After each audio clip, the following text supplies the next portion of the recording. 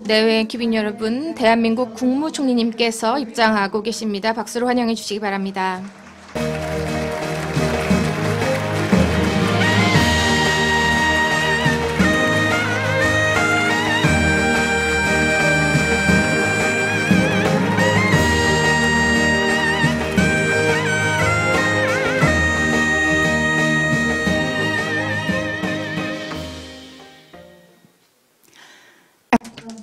내외 귀빈 여러분, 안녕하십니까?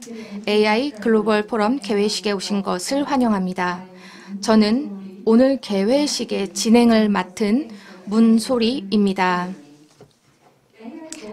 오늘 5월 22일 개최되는 AI 글로벌 포럼은 AI의 혁신, 포용성, 안전을 위한 거버넌스를 주제로 AI 서울 정상회의와 함께 열리게 되었습니다.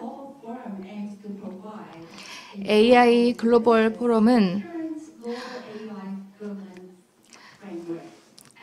글로벌 AI 거버넌스 프레임워크를 위한 명확한 경로를 설정하는 플랫폼을 제공하고자 합니다. 이를 위해 AI 글로벌 포럼은 3개의 고위급 라운드 테이블 회의와 2개의 전문가 세션을 통해 각각 다른 주제를 심도 있게 다루고자 합니다. 그럼 이제 바로 AI 글로벌 포럼의 개회식을 본격적으로 시작하겠습니다. 먼저 개회사를 위해 조태열 외교부 장관님을 모시도록 하겠습니다. Please come to the stage. 장관님, 개회사를 위해 무대 위로 모시겠습니다. 큰 박수로 환영해 주시기 바랍니다.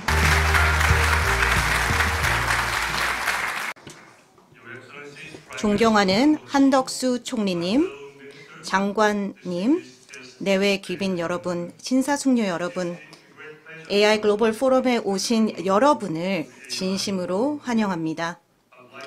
먼 곳에서 포럼에 참석하기 위해 와주신 다양한 배경의 여러 저명한 발표자 여러분들께 진심으로 감사의 말씀을 드리겠습니다.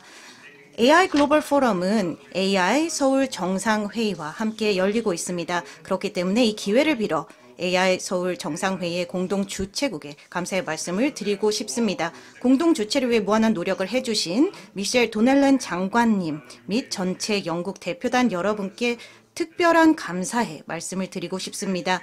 영국은 비전 있는 리더십을 통해 블래칠리 정상회의와 같은 고위급 포럼을 주최해 주셨고 AI 거버넌스에 관한 글로벌 대화를 진두지휘해 주시고 계시며 이에 진심 어린 감사를 드립니다.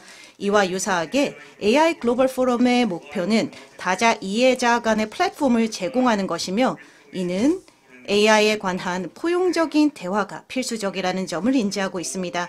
AI 소프트웨어 및 하드웨어 모두의 선진적인 제조국이며 강력한 토착 AI 생태계가 있는 한국은 부상하는 글로벌 AI 거버넌스 프레임워크 내에서 고유한 역할 및 책임을 맡기 위한 좋은 위치에 있습니다. 한국은 인권, 법치 및 표현의 자유와 같이 우리 모두가 소중하게 생각하는 기본 가치에 부합되는 도로의 규칙을 세우는 데 도움을 드릴 수 있습니다. 확실한 것은 생성형 AI의 도래는 정책 이방가들이 독자적으로 해결하기 어려운 고유한 도전을 제기하고 있다는 것입니다. 생성형 AI는 국경을 초월하며 각각 별개의 윤리, 기술 및 경제적인 시사점을 가지고 있는 다양한 분야에 영향을 미치고 있습니다. 이렇게 복잡하기 때문에 각기 다른 맥락에 맞는 광범위한 거버넌스 이니셔티브들이 자연스럽게 생겼습니다. 예를 들어 한국은 3월에 에콰도르, 영국 및 미국과 공동으로 제3차 민주주의 정상회의를 주최했습니다.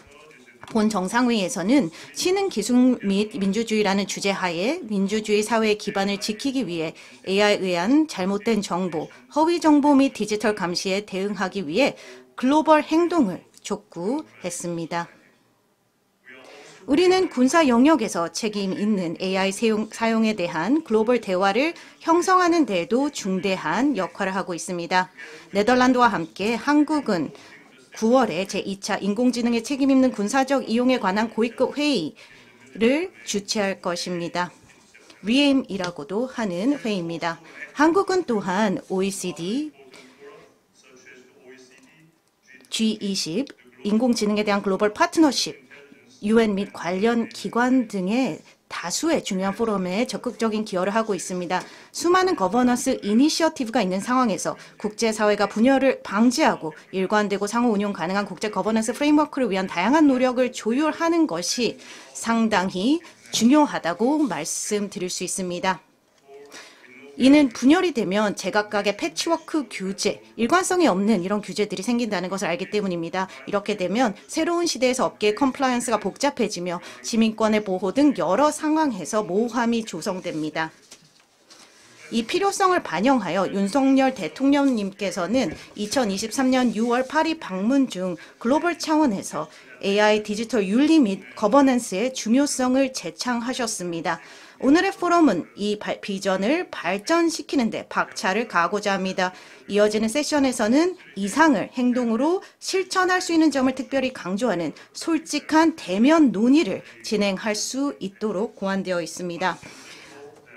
우리가 기대하는 점은 오늘의 포럼이 이곳에 모인 중요한 이해 관계자들이 AI 거버넌스의 세 가지 공통 우선순위인 혁신, 안전 및 포용에 대한 조율을 할 수 있는 시적절한 플랫폼이 되는 것입니다. 우리가 공동의 목표를 수렴하고 같은 방향으로 움직이는 것을 확인하면 우리 전체의 노력은 개별적인 부분의 합보다 확실히 커질 것입니다. 오늘부터의 논의를 통해 우리의 집단적 지혜를 활용해서 글로벌 AI 거버넌스에 대한 일관된 비전을 형성할 수 있기를 진심으로 희망하는 바입니다. 감사합니다.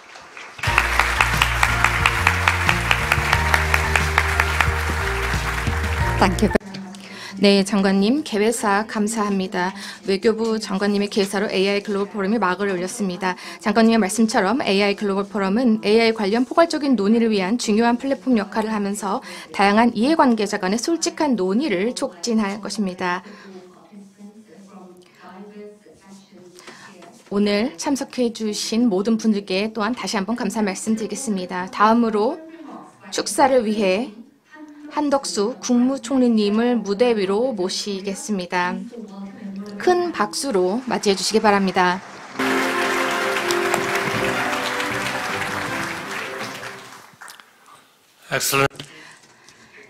네, 기빈 여러분, 오늘 AI 글로벌 포럼에 참석할 수 있게 되어 기쁘고 영광으로 생각합니다. 대한민국은 AI 글로벌 포럼뿐만 아니라 모든 참석자분들과 함께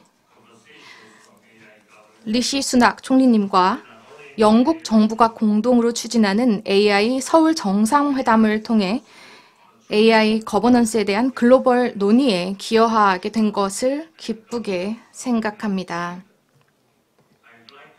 저는 AI 서울 정상회담의 굳건한 파트너이자 이번 포럼에 큰 지지를 보내준 영국 정부에 감사의 말씀을 전합니다.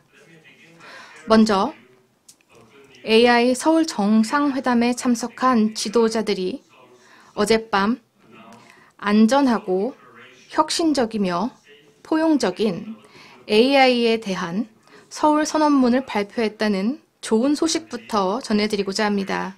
저는 이 서울 선언이 새로운 국제 AI 거버넌스에 대한 포괄적인 비전으로서 상당한 중요성을 지니게 될 것이라고 생각합니다. 실제로 안전, 혁신, 포용성은 AI 서울 정상회담과 AI 글로벌 포럼의 핵심적인 주제입니다. 안전은 최우선입니다. 안전은 AI에 대한 대중의 신뢰를 강화합니다. 안전한 기능이 글로벌 시장에서 AI 모델의 경쟁력과 지속 가능성을 결정하는 중요한 요인이라는 점은 그 누구도 부정할 수 없을 것입니다. 혁신 역시 중요합니다. AI는 과학, 연구, 의료, 금융 서비스, 교육, 그리고 기타 공공 서비스 분야에서 더 많은 혁신을 가져올 것으로 예상됩니다. AI는 기후변화에 맞서는 전 지구적인 대응에 있어 우리의 강력한 도구가 될 것이며 지속가능한 개발 목표를 추구하는 데 있어 중요한 동맹자가 될 것입니다. 우리는 또 한 차례의 AI 겨울을 맞이할 여유가 없습니다. 포용성 역시 중요합니다. 우리는 다양한 국가와 이해 관계자들의 목소리가 AI 거버넌스를 위한 글로벌 논의에서 대변될 수 있도록 해야 합니다. 기술과 상업적인 차원에서 우리는 개발자들이 문화적, 언어적인 다양성을 AI 모델에 보다 효과적으로 통합하도록 장려해야만 합니다. 또한 AI의 혜택이 사회 내 그리고 전 세계적으로 널리 공유될 수 있는 방법을 찾아야 합니다.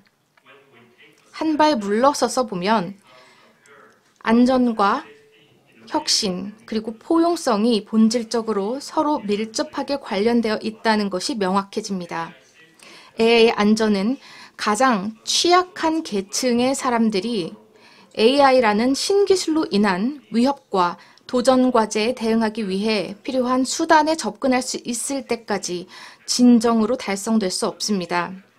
어려운 안전 문제를 효과적으로 해결하고 접근성을 확대하기 위해서는 지속적인 기술 혁신이 필수적입니다. 정부이자 규제기관으로서 우리의 임무는 사회 전체에 이익이 될 수 있는 균형 잡힌 방식으로 이러한 가치를 추구하는 것입니다. 네, 귀빈 여러분, 대한민국은 대한민국의 국민들과 국제사회의 이익을 위해 안전하고 혁신적이며 포용적인 AI 기술에 기여하는 데 최선을 다하고 있습니다. 대한민국은 AI 안전연구소 네트워크를 구축하기 위해 여러 파트너들과 긴밀하게 협력해 왔습니다. AI 서울 정상회의의 정상 세션을 계기로 채택된 서울 의향서에는 이러한 협력을 위한 주요 국가들의 의지가 담겨 있습니다. 우리는 디지털 기술 분야의 기술 공유와 역량 강화를 위한 노력을 시작했습니다. 예를 들어 올해부터 한국은 한 아세안 디지털 혁신 플래그십 프로젝트를 통해 아세안 국가들의 포괄적인 디지털 전환을 지원하고 있습니다. 대한민국은 AI에 대한 UN 고위급 자문기구, AI 글로벌 파트너십 등 다양한 AI 거버넌스 관련 다자간 포럼을 적극적으로 지원해 왔습니다. 대한민국의 이러한 모든 노력을 이끄는 비전은 지난해 채택된 디지털 권리장전에 담겨 있습니다. 디지털 권리장전은 상호 번영의 디지털 사회를 위한 우리의 가치와 원칙을 명시한 헌장입니다. 그리고 자유, 공정한 접근성, 혁신, 안전, 그리고 신뢰를 강조하고 있습니다. 대한민국 정부는 국내외 파트너들과 협력하여 AI 기술 분야에서 이러한 가치와 원칙을 지속적으로 발전시켜 나갈 것임을 약속드립니다. 네, 귀빈 여러분, 오늘 포럼을 계기로 국제사회가 AI 안전, 혁신, 포용을 위한 공동의 노력이 있어 앞으로 다가올 기회와 과제에 대한 이해도를 높일 수 있게 되기를 바랍니다. AI가 가져올 공동의 미래에 대해 유익한 논의가 이루어지길 기대하겠습니다. 감사합니다.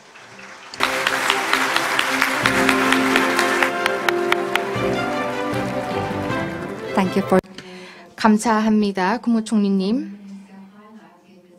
국무총리님께서는 축사를 통해 서울선언의 중요성을 강조해 주셨습니다. 안전하고 혁신적이며 포용적인 AI 거버넌스에 관한 서울선언문을 강조해 주셨습니다. 감사합니다. 다음은 AI에 대한 책임 있는 개발, 지속 가능한 혁신 및 공평한 접근을 위한 서울 AI 기업 서약의 발표가 있겠습니다. 서울 AI 기업 서약은 과학기술정보통신부의 주도로 14곳의 선두적인 AI 기업들이 지원을 해주고 계십니다. 오늘 14곳의 기업들을 무대로 모셔서 세계의 주요 약속을 발표해 주시겠습니다. 각 기업의 이름을 호명하면 앞으로 나오셔서 무대 위로 올라와 주시기 바랍니다. 우선 구글, LG AI 연구소, 세일스포스, KT, 마이크로소프트, 삼성전자, 엔트로픽, SK텔레콤, IBM, 네이버, 코히어, 카카오, 오픈 AI, 아도비.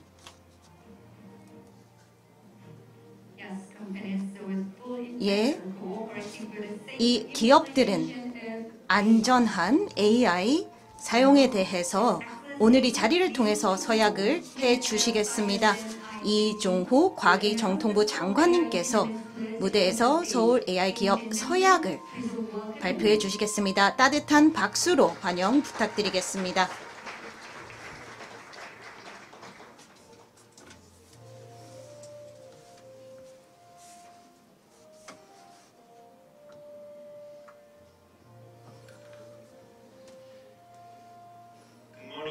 안녕하십니까 여러분.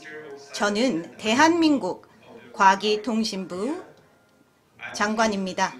오늘 AI 글로벌 포럼에서 서울 AI 기업 서약을 전 세계 정부, 기업, 학계, 시민사회 대표님들 여러분 앞에서 이렇게 발표하게 되어 기쁘게 생각합니다. 대한민국 과학기술정보통신부는 국내외 기술 기업과 함께 이 약속을 서울 선언문의 비전에 따른 AI의 책임, 개발, 이익 공유를 위해 기업이 추구해야 할 방향을 담은 자발적인 약속으로 기획했습니다. 국내에서는 삼성전자, 네이버, 카카오, LG AI 연구소, SK텔레콤, AKT, 해외에서는 구글, 오픈 AI, 마이크로소프트, 엔트로픽, IBM, 세일스포스, 코히어 및 아도비가 합류했습니다. 지금부터 서울 AI 기업 서약을 간략히 소개드리겠습니다. 책임 있는 AI 개발과 사용을 위해 우리는 AI 안전연구소와 협력을 강화할 것을 약속하며 워터마킹 등 AI가 생성한 콘텐츠를 식별할 수 있는 조치를 취하고 국제 표준 개발을 위한 협력을 강화할 것을 약속합니다. AI의 지속 가능한 발전과 혁신을 위해 우리는 최첨단 AI 모델과 시스템을 개발하는 데 투자할 것이며 중소기업, 스타트업과 공동 프로젝트 및 자금 지원을 통해 협력하고 인턴십과 교육 프로그램을 통해 전문 인력의 양성을 육성할 것을 약속합니다. AI의 공평한 혜택을 보장하기 위해 사회적 취약계층을 위한 AI 서비스를 출시하고 글로벌 과제를 해결하기 위한 AI 솔루션을 개발하며 다양성과 포용성을 장려할 것을 약속합니다. 이것으로 서울 AI 기업 서약 소개를 마치도록 하겠습니다. 감사합니다. 따뜻한 박수 부탁드리겠습니다. 안전한 AI 사용에 대한 기업들의 약속을 들을 수 있었습니다. 네, 감사합니다. 이제 함께 기념사진을 촬영하겠습니다. 한덕수 국무총리님을 무대 위로 함께 모시도록 하겠습니다. 감사합니다.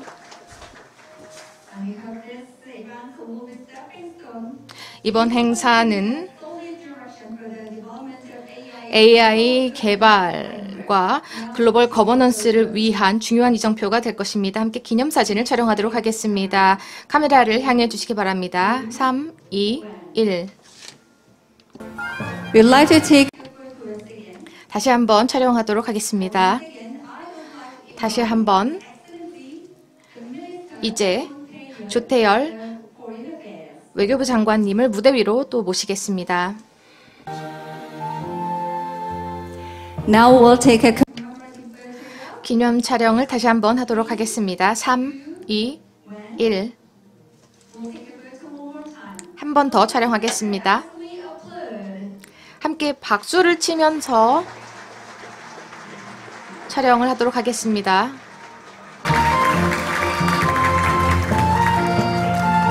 thank you. 감사합니다. 대단히 감사합니다. 다시 자리로 착석해 주시면 되겠습니다. 감사합니다.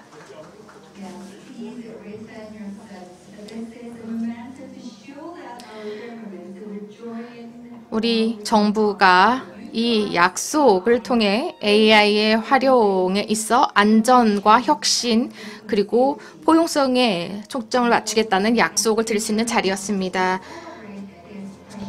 이 중요한 순간에 저희와 함께 기념을 해주셔서 감사합니다.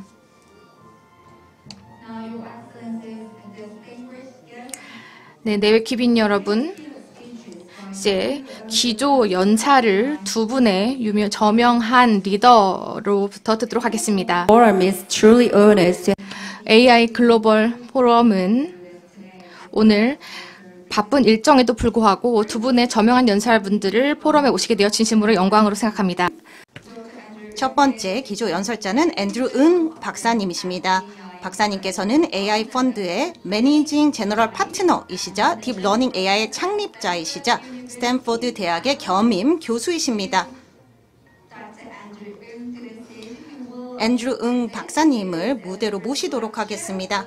첫 번째 발표의 제목은 AI의 기회와 리스크입니다. 따뜻한 박수 부탁드리겠습니다.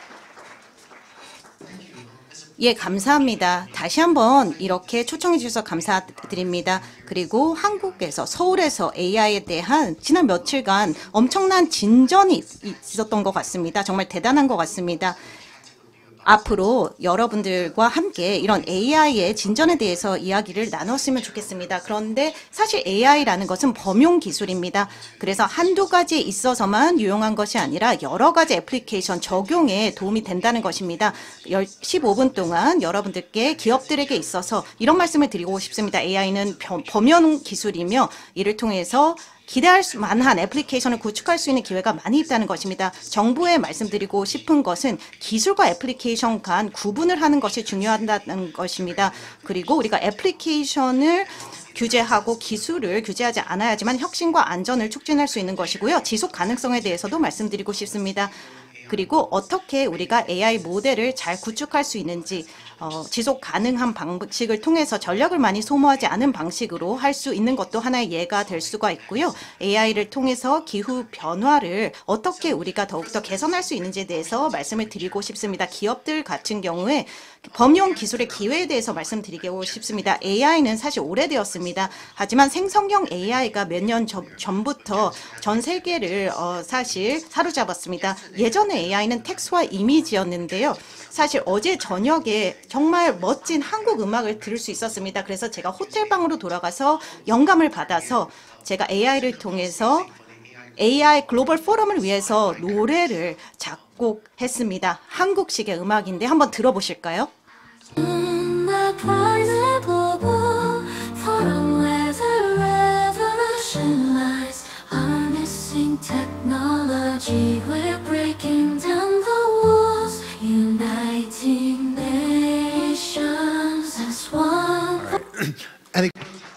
예.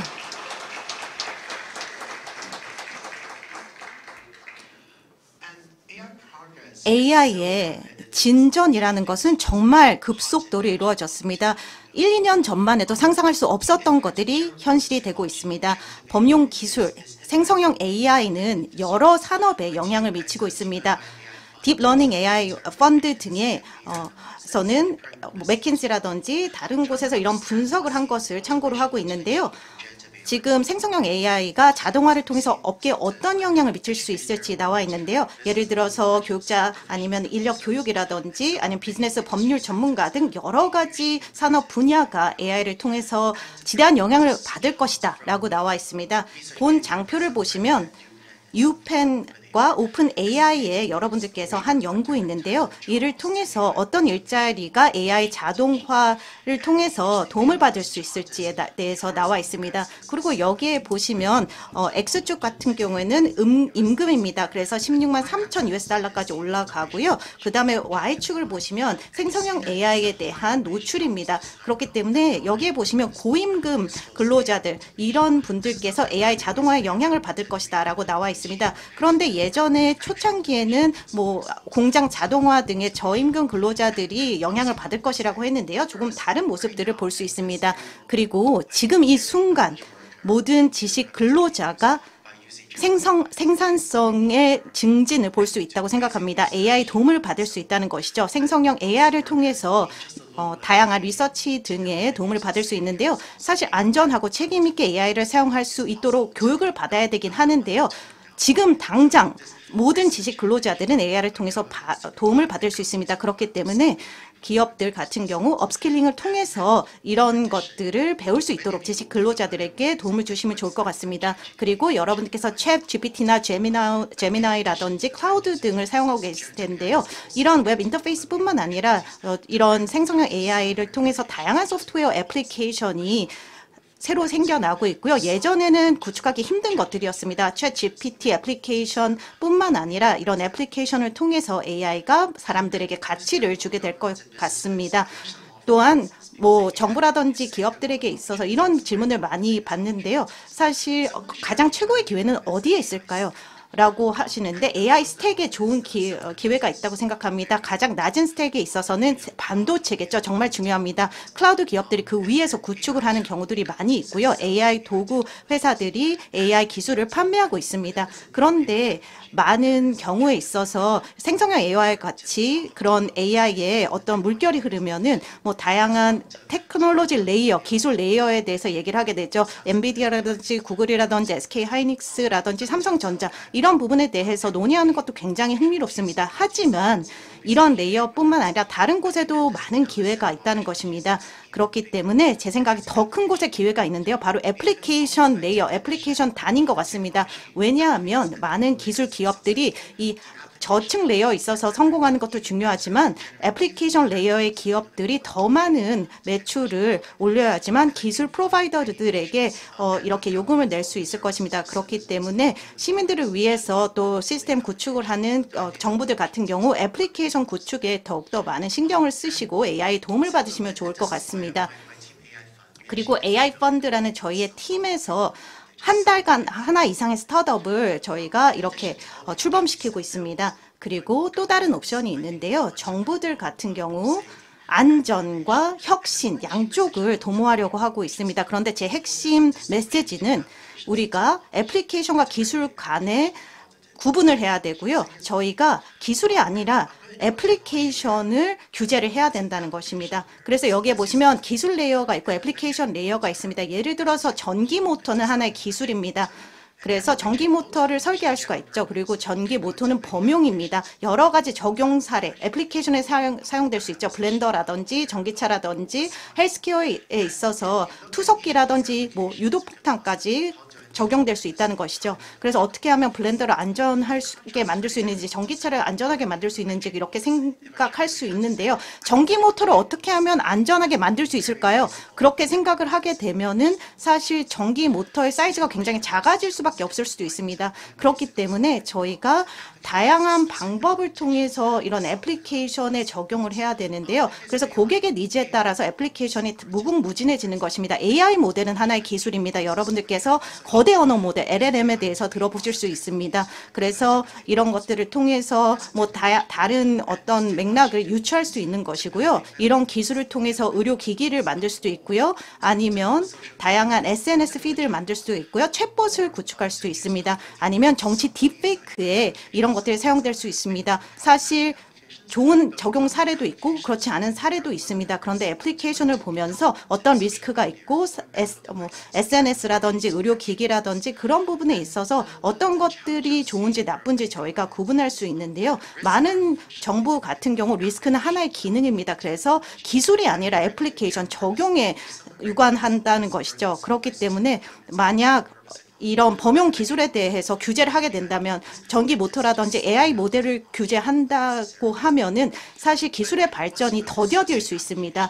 그런데 구체적인 적용 사례 애플리케이션을 보면은 뭐 의료기기에 있어서 어떤 것들이 이상적이지 않은지 이런 것들을 볼 수 있습니다. 그렇기 때문에 이런 애플리케이션을 규제하면 저희가 리스크를 줄일 수 있고요. 또 이를 통해서 혁신이 느려지지 않을 수 있습니다. 그렇기 때문에 사실 정책 이방가들의 역할이 굉장히 중요하다고 생각합니다. 그리고 지난 1년 반 동안 솔직하게 말씀드리자면 사실 지금 많은 로비잉이 있었던 것 같습니다. 오픈소스 소프트웨어에 대한 로비잉이 있었던 것 같아서 조금 놀라울 정도였었습니다. 그래서 여기서 정말 중요한 것은 오픈소스 소프트웨어를 장려해야 됩니다. 오픈소스 같은 경우에는 AI 소프트웨어를 개발할 때 또 누구든지 사용할 수 있도록 인터넷에 올리게 됩니다. 그래서 연구에 있어서 굉장히 중요하고 기술에 또 배포에 있어서도 굉장히 중요합니다. 그런데 특정 기업들 같은 경우에 오픈소스를 선호하지 않은 경우들이 있습니다. 왜냐하면 많은 돈을 투자했기 때문에 오픈소스 같은 경우 자신들의 투자의 가치가 훼손된다고 생각을 하기 때문에 안전에 관련된 규제를 위해서 많은 로비를 하고 있고요. 오픈소스를 반대하고 있는 것 같습니다. 그렇게 규제가 성공이 되면 모든 사람이 다 패자가 될 것 같습니다. 그러면 사실 AI 기술의 접근성이 많이 줄어들 수밖에 없기 때문에 앞으로 이런 부분 오픈소스 규제에 대해서 여러분들께서 신경을 많이 써주시면 좋을 것 같습니다. 그리고 범용 기술에 대해서 말씀드렸고요. 또 우리가 애플리케이션과 기술 간에 구분해야 된다라고 말씀을 드렸고요. 마지막 주제는 지속 가능성입니다. AI의 발전은 규모, 스케일에 의해서 주도되었습니다. 제가 구글 브레인 팀에서 나오면서 이렇게 말씀드렸습니다. 굉장히 큰 뉴럴 네트워크를 구축을 하게 되는데요. 그 레시피가 굉장히 성공적인 결과가 있었고 이런 신경망 네트워크, 뉴럴 네트워크가 커지면서 AI 프로젝트가 주도되었습니다. 그래서 여기서 X축이 그 연수이고요.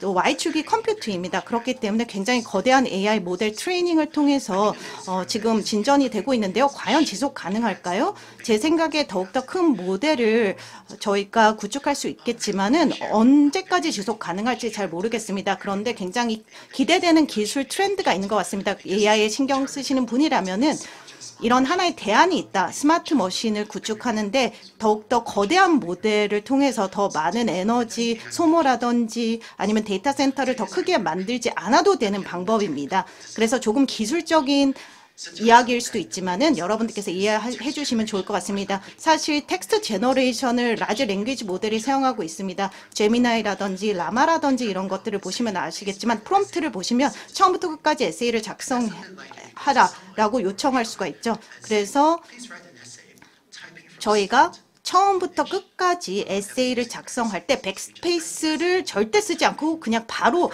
타이핑 해라라고 할 수 있습니다. 그래서 첫 단어부터 끝 단어까지 에세이를 쓸 수 있다는 것이죠. 저는 이렇게 사실 좋은 에세이를 쓸 수 없습니다.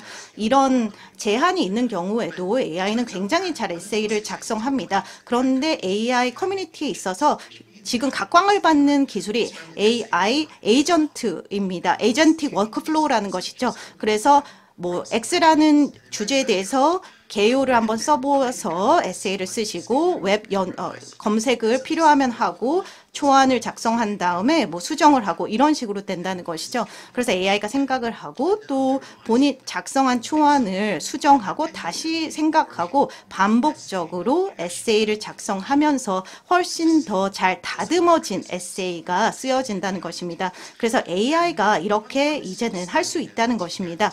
그리고 저희 팀이 데이터를 수집을 했는데요.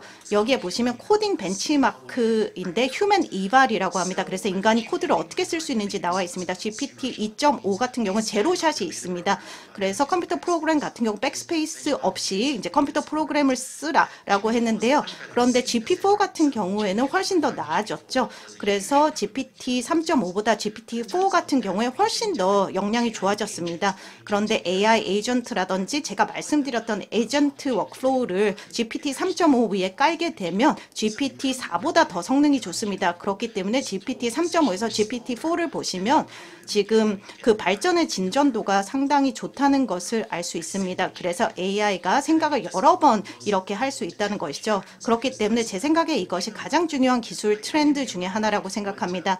많은 분들께서 GPT-5라든지 클라우드4라든지 제미나이 2.5 등을 기대하고 계실 텐데요. 제 생각에 이런 것들을 기다리기보다는 오늘의 AI 모델과 전력의 부족한 상황을 생각했을 때 이를 통해서 사실 미래 모델보다 더 좋은 퍼포먼스가 에이전틱 워크플로우를 통해서 가능하다고 생각합니다. 그래서 지속 가능한 방법으로 지능적인 시스템을 구축할 수 있다고 생각합니다. 모델이 더욱더 반드시 계속 커질 필요는 없다고 생각합니다. 기후 변화에 대해서 또 말씀을 드리겠는데요. 제가 이런 부분을 강조드리고 싶습니다. AI가 문제인가라고 생각하는 경우도 있지만 AI 같은 경우 문제가 아닐 수가 있습니다. AI가 해결책을 제시할 수도 있습니다. 그래서 기후변화 같은 경우도 좋은 예가 될 수 있는데요. 제 생각에 가장 잠재력 있는 기후 변화에 대한 옵션이 이런 기후 지오 엔지니어링, 기후 지오 공학이라는 것입니다. 그래서 대기 높은 곳에 에어로솔을 뿌려서 햇빛을 반사해서 지구의 표면을 냉각시킬 수 있는 방법이 있는데요. 마치 지구에 우산을 씌워서 그늘지게 하는 것입니다. 그래서 이렇게 되면은 지구의 평균 온도가 많이 내려올 수 있다고 합니다. 그런데 국소적인 효과를 적죠. 저희가 연구를 해야 되는데 제 동료 중에 한 명이 AR을 통해서 클라이밋 에뮬레이터라는 것을 만들어 봐서 이를 통해서 지오 엔지니어링을 통해서 시뮬레이션을 해보니까 지오 엔지니어링이 없었을 때 3.9도 정도 올라가고 그런데 만약 있는 경우 2.5도 정도 이제 올라간다는 것을 알 수 있었습니다. 그렇기 때문에 이런 AI의 시뮬레이션을 통해서 우리가 이런 지오 엔지니어링 같은 방법으로 AI를 통해서 기후 변화에 잘 대응할 수 있다고 생각합니다. 그래서 지금까지 뭐 해결책이라고 말씀드릴 수는 없지만 잠재력이 풍부한 부분이라고 생각합니다. 그렇기 때문에 우리가 AI를 문제라고만 볼 필요는 없다고 생각합니다. AI가 해결책의 중요한 부분이 될 수 있다고 생각합니다. 기후변화에 있어서 그렇다는 것입니다. 그래서 요약하겠습니다. 우선 기업들 같은 경우 AI는 범용 기술입니다. 우리가 애플리케이션을 구축하는 데 더욱더 많은 노력이 필요한데요. 정부에게 말씀드리고 싶은 것은 우리가 기술 및 애플리케이션 간에 구분해야 되고요. 혁신 및 안전을 촉진하기 위해서 기술이 아니라 애플리케이션을 규제해야 한다는 것입니다. 마지막으로 지속 가능성에 있어서 에이전트 AI에 대해서 여러분들께서 주목해 주시면 좋을 것 같고요. AI를 통해서 기후 변화에 잘 대응할 수 있지 않을까 싶습니다. 경청해 주셔서 진심으로 감사합니다. Thank you very much for your remark. 감사합니다. 훌륭한 박사를 굉장히 훌륭한 음악을 만들어 주셔서 또 대단히 감사합니다. 좋은 기조 연설 감사합니다. 다음 기조 연설자인 마크 레이버트 박사님을 모시겠습니다. 레이버트 박사님께서는 로봇 전문가이시고요. 로봇 공학의 선구자이십니다. 그리고 AI 인스티튜트의 연구소장을 맡고 계신데요. AI 인스티튜트는 로봇의 지능과 물리적 기술을 발전시키는 데 전념하는 새로운 연구소입니다. 박사님께서는 또한 보스턴 다이내믹스의 창립자이시기도 합니다. 큰 박수로 마크 레이버트 박사님을 맞이해 주시기 바랍니다.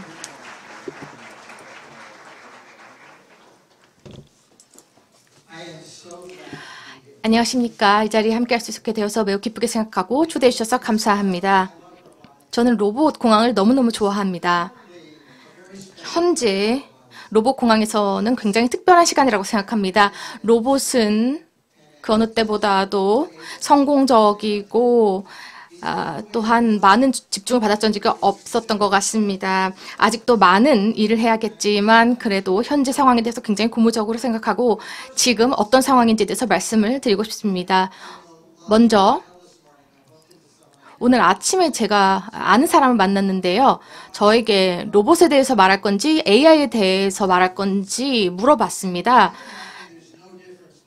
제 마음속에서는 둘 사이에 차이가 없습니다. 로봇 공학은 AI와 결합되어 있다고 생각합니다. AI에는 물리적인 시스템이 있고 그리고 물리적인 시스템과의 상호적인 그러한 결합이 되어 있다고 생각합니다. 이러한 기술을, 즉 AI라는 기술은 전 세계의 생산성을 향상시켜 줄 수 있다고 생각합니다. 우리가 생산성을 얘기를 할 때 주된 목적이 또한 로봇과도 관련되어 있습니다. 왜냐하면 로봇이 여러 공장에서 사용되고 있기 때문인데요. 하지만 로봇과 AI는 또한 잠재력을 제공한다고 생각합니다. 바로 사람들의 3D 작업을 하는 것으로부터 해방시켜 줄 수 있는 그런 기회를 제공합니다. 앞서 연설자분께서 말씀하신 것처럼 문제를 해결하는 데 AI가 많은 도움을 줄 수 있습니다. 물론 문제를 만들어내기도 하지만 큰 기회가 또한 있다고 생각합니다. 인류가 직면하고 있는 문제를 AI와 로봇을 통해서 해결할 수 있다고 생각하고 오늘 행사와 또 다른 행사의 기간 동안 계속해서 이런 기회와 그리고 위기를 논의할 수 있는 그 장이 되었으면 좋겠습니다. 이제 제가 로봇에 대해서 좀 말씀을 드리고 싶습니다. 앞서 말씀드렸다시피 AI와 로봇은 저는 한 가지라고 생각합니다. 동일하다고 생각하는데요. 두 가지 솔루션 측면에서 생각해 볼 수 있습니다. 첫 번째는 물리적인 측면인데요. 로봇이 예를 들어서 이동이라든지 정밀성을 더 높여줄 수 있고 실시간으로 서로 교류할 수 있도록 해주는 것입니다. 이러한 분야에서는 많은 진전이 있었습니다. 그리고 좀 더 새로운 접근 방식 그리고 최근에 더 많은 집중을 AI 측면에서 받고 있는 것은 바로 로봇을 더 스마트하게 만드는 것입니다. 대부분의 오늘날 로봇은 물리적으로는 여러 가지 능력을 갖추고 있습니다. 그리고 사람과 같은 능력을 갖고 있는 적도 있습니다. 하지만 그럼에도 아직도 멍청하고 로봇을 프로그래밍하기에는 많은 노력이 필요합니다. 그래서 이러한 측면에서 개발의 기회가 있다고 생각합니다. 이제 여러분께 오늘날 얼마나 많은 일이 로봇 공항에서 일어나고 있는지를 보여주고 싶습니다. 가운데 밑에 있는 로봇이 바로 보스턴 다이나믹스의 로봇인데요. 1,500개 정도가 전 세계에서 사용되고 있습니다. 나중에 영상을 제가 또 보여드리도록 하겠습니다. 하지만 최근에는 다른 여러 가지 로봇 기업들이 사족보행 로봇을 만들고 있습니다. 여기 보시는 이 로봇은 지금 바퀴가 달려 있고요. 여기는 좀 작은 저렴한 로봇입니다. 대학의 연구진들이 만든 로봇이고요. 굉장히 흥미롭다고 생각합니다. 연구실에서 상용화로 넘어가는 그런 단계에서 많은 사람들이 더 많은 관심을 보이고 있습니다. 휴머노이드 로봇 같은 경우도 굉장히 놀라운 분야입니다. 휴머노이드 로봇 같은 경우는 아직도 발전의 여지가 남아 있습니다. 실제로 굉장히 실용적이 되기까지는 아직도 발전을 해야만 하지만 여러 기업들이 휴머노이드 로봇 제품을 만들려고 노력하고 있습니다. 지금 보시는 5개 정도, 6개 정도의 로봇이 지금 북미의 로봇이고요. 여기 있는 로봇들은 지금 아시아의 로봇입니다. 이러한 기업들은 올해 말에 약 100개 정도의 기업이 휴머노이드 로봇을 만들 것으로 예상되고 있습니다. 그 어떤 휴머노이드 로봇도 아직은 사실 상용화되지 못했습니다. 그렇기 때문에 굉장히 많은 자금과 기회가 열려 있다고 생각합니다. 그리고 이것을 꼭 해냈으면 좋겠습니다. 제가 영상을 좀 보여드릴 텐데요. 이러한 사족보행 로봇, 특히 저희 보스턴 다이나믹스가 만든 로봇입니다. 유전에서 사용되는 로봇인데요. 굉장히 좀 비싼 그런 시설입니다.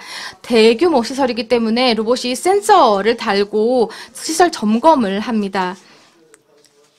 그래서 전력 시설을 보고 계신데요. 사람들이 실제로 운영을 하는 곳입니다. 그런데 이 안에서 계속해서 로봇이 점검을 하기 위해서 순찰을 하게 되고요. 이를 통해서 장비에 여러 가지 문제가 생기기 전에 미리 점검하는 역할을 합니다. 그리고 디지털 트윈을 통해서 자동화와 측정을 할 수가 있습니다. 또한 지금 원자력 시설인데요. 몇 년 전에 체르노빌에서 로봇을 사용해서 방사능을 측정을 했습니다. 사람들이 직접 하기엔 너무 위험하기 때문에 로봇을 사용을 했고요. 스팟이라는 이 로봇이 일본을 지원해서 후쿠시마에 있는 원자로를 점검을 했습니다. 11년 동안 점검을 하지 못한 상황이었는데요. 제가 로봇을 사용해서 점검할 수 있는 기회를 갖게 되었습니다. 그래서 굉장히 다양한 사용처가 있고 이러한 사용처에 로봇이 사용되고 있습니다. 지금 보시는 로봇은 즉 보스턴 다이내믹스가 만든 로봇이 운동성을 보여주고 있습니다. 아마 많은 분들께서는 이런 영상을 유튜브에서 보셨을 것 같은데요. 이 영상을 보시면 얼마나 동적인 조절을 하고 있는지, 그리고 AI를 통해서 탐색을 한다든지 주변 환경을 감지하는 그런 역할을 하고 있는지를 보실 수 있습니다. 하지만 좀 더 최근에는 저희가 더 어플리케이션에 가까운 작업을 하고 있습니다. 여기 보시면 이 로봇이 부품을 선택을 해서 탐색을 작업대에서 하고요. 테이블에 이것을 놓게 됩니다. 그리고 이 자동차 부품도 여기에 일부 있는데요. 이 작업을 하기 위해서는 로봇이 자신의 몸을 조절을 하고 카메라를 통해서 시각적으로 인식을 해야만 합니다. 그리고 굉장히 정밀한 작업을 해야 되는데요. 손을 사용해서 무언가를 잡는다든지 조작을 해야만 합니다. 이 장면에서는 힘을 이용해서 이 굉장히 무거운 장비를 이제 들고 있고요. 이것을 책상 위에 내려놓을 수도 있습니다. 그리고 이 영상을 보시면 자동차 공장에서 일어나고 있는 것과 굉장히 비슷한 작업을 하고 있는 모습입니다. 차 부품을 선택을 해서 준비를 하고 있습니다. 그래서 사람들이 이것을 사용해서 자동차 부품을 조립할 수 있도록 도와주는 역할을 하는 것입니다. 아직 상용화될 준비는 되어 있지 않지만 단시간 내에 속도와 성능을 개선을 해서 실제 공장에서 사용될 수 있도록 할 계획입니다. 그래서 생산성을 높일 수 있을 거고요. 보스턴 다이내믹스가 최근에 이 새로운 아틀라스 로봇 버전을 소개를 했습니다. 가장 최신 모델인데요. 굉장히 유니크한 디자인을 가지고 있고 큰 잠재력을 가지고 있습니다. 이 제품이 실제로 무대 위에 나와서 여러분들께 시연할 수 있는 그런 기회가 곧 왔으면 좋겠습니다. 그래서 처음부터 아마 보시다시피 창고라든지 공장에서 이러한 로봇들이 모두 함께 일하고 있는 그런 모습을 쉽게 상상하실 수 있을 거라고 생각합니다. 사람들과 함께 일하면서 모든 부품에 대해서 점검을 하고 탐색을 하고 그리고 이러한 부품들을 조정을 한다든지 이동을 하는 이런 모습을 상상하실 수 있고요. 사람들이 할 수 없는 그런 작업을 할 수 있습니다. 왜냐하면 로봇이 더 힘이 세기 때문입니다. 그리고 전통적인 로봇을 사용해서 이러한 조립 과정으로 제품을 생산할 수 있게 될 것입니다. 제가 단순히 운동적인 측면뿐만 아니라 또 다른 부분에 대해서도 말씀을 드릴 거라고 얘기를 했는데요. 지금 보신 영상은 운동에 관련된 것입니다. 하지만 인지에 관련된 부분도 있습니다. 지금 보여드린 이 모든 일을 하기 위해서는 굉장히 숙련된 엔지니어들이 필요합니다. 이 엔지니어들이 프로그래밍을 해줘야 하기 때문입니다. 몇 주 동안, 몇 달 동안 로봇들에게 훈련을 시켜줘야 하는 것입니다. 저희는 앞으로 로봇들에게 우리가 사람들을 훈련하는 것처럼 현장 실습을 하는 것처럼 로봇들을 훈련시킬 수 있는 그런 날을 기대하고 있습니다. 관찰을 하게 하고 행동을 이해하게 하고 직접 로봇이 실행할 수 있도록 하는 것입니다. 이 관찰, 이해, 실행이라는 단계에는 굉장히 많은 것들이 내포되어 있지만 모든 것을 다 보여드릴 시간은 오늘 없을 것 같고요. 저희 기업 연구소 내에서는 많은 전문가들이 연구소에서 이러한 결과를 내기 위해서 많은 연구들을 현재 하고 있습니다. 그리고 이것을 가정에서 어떻게 활용할 수 있는지에 대해서도 지금 보여주고 있는데요. 얼마나 많은 분들께서 부모님들이 요리하시는 것을 보고 스스로 요리를 할 수 있게 되었는지는 모르겠지만 굉장히 정밀한 기술이 필요합니다. 모든 재료를 살펴봐야 하고요. 이것을 어떻게 요리하는지도 살펴봐야 합니다. 이러한 예를 보시면 어플리케이션, 즉 기술의 응용과 기술을 구별할 수 있다고 생각합니다. 기술이 모든 소비자, 산업, 그리고 가정, 안전에 적용될 수 있는 것과 관련되어서 많은 사례를 보여준다고 생각합니다. 그 다음 단계가 어떻게 될지를 보여주는 그림인데요. 바로 검사, 진단, 수정입니다. 현재 저희 스팟 로봇은 공장에서 로봇으로부터 데이터를 수집할 수 있도록 도와주고 있습니다. 하지만 이 데이터를 분석하고 어떻게 기계를 고칠 수 있는지는 사람들이 하고 있습니다. 하지만 이후에 생성형 모델들을 통해서 실질적인 물리적인 로봇이 스스로 진단을 하고 스스로를 수정할 수 있는 그런 날이 올 것이라고 생각합니다. 아직은 공상과학 소설에 불과하다고 생각합니다. 하지만 몇 년이 지나면 이런 날이 올 것이라고 생각하고 그 날이 꼭 오기를 보고 있습니다. 보시면 가정에서 어떻게 활용될 수 있는지를 보시고 있고요. 마지막으로 저희가 지원이라고 하는 것인데요. 이 장면을 보시면 로봇이 노약자라든지 장애인을 도와주는 것인가 라고 생각하실 수도 있습니다.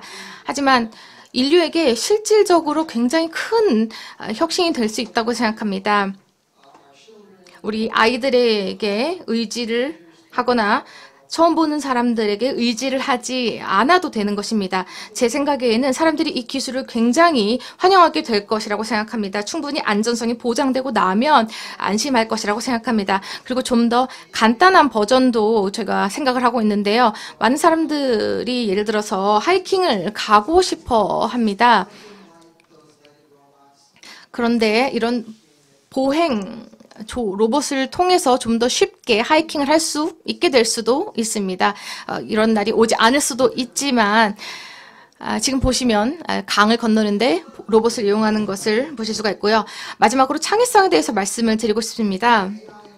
AI와 로봇은 큰 기회이자 창의성의 동인이라고 생각합니다.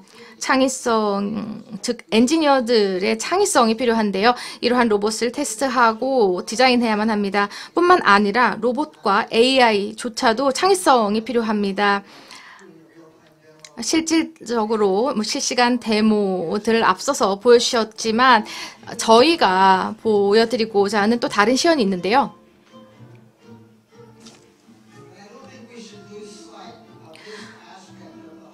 우리는 이러한 노력의 전체적인 시각을 유지해야만 합니다. 사람이 더 창의적이어야 하고, 그리고 저는 궁극적으로는 로봇과 인간이 함께 이러한 음악에 맞춰 춤을 추는 그런 날을 기대하고 있습니다. 이런 한 정밀함을 갖춘 로봇과 우리가 함께 할 수 있는 그런 번영된 사회, 번영된 미래가 올 수 있게 되기를 바랍니다. 경청해 주셔서 감사합니다.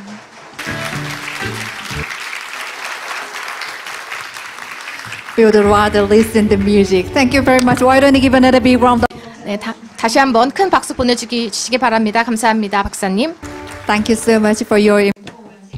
예, 감사합니다. 굉장히 뜻깊고 인상적인 발표였습니다. 다시 한번 진심으로 감사드립니다.